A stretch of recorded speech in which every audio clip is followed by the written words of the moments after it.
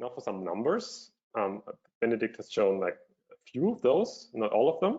So the first one was just like for our demo project here, running it with a default Gradle configuration of Gradle forks 1.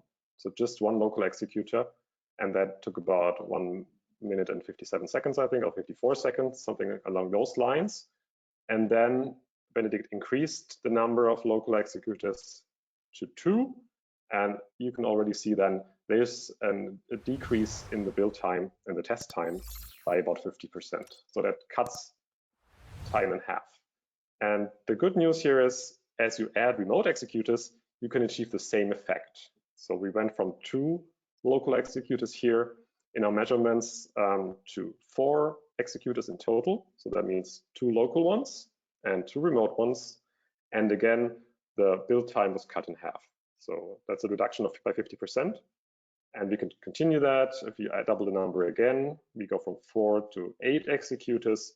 We can reduce again the build time by 50%. And then you can continue that. There's a dotted line here to the right? So you can cut it down further. Of course, at some point you have to decide, is it worth it? I mean, this could be, right now this is 30 seconds, right? But if you have a real build, this might be 30 minutes or something. And then even a reduction that seems like a small deal here could already be 10 or 15 minutes, and that might still be worth it to add additional remote executors to speed up that test execution. So bottom line, doubling the number of executors cuts build time in half, and that's great news. Now we can scale beyond just a local machine. Of course, there's some overhead that I'm not gonna neglect. So executing tests on agents has overhead compared to local execution. One thing I talked about already was the inputs. It means the test classes, the jars on the class path, any additional files that are required by the tests.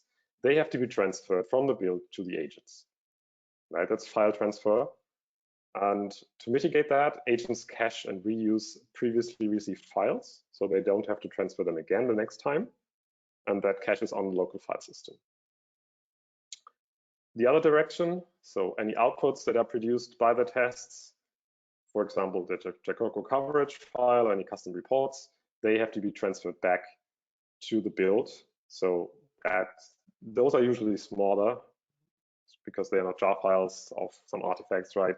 So the Jacoco exec file, for example, is pretty small. So that's pretty much usually not the big deal.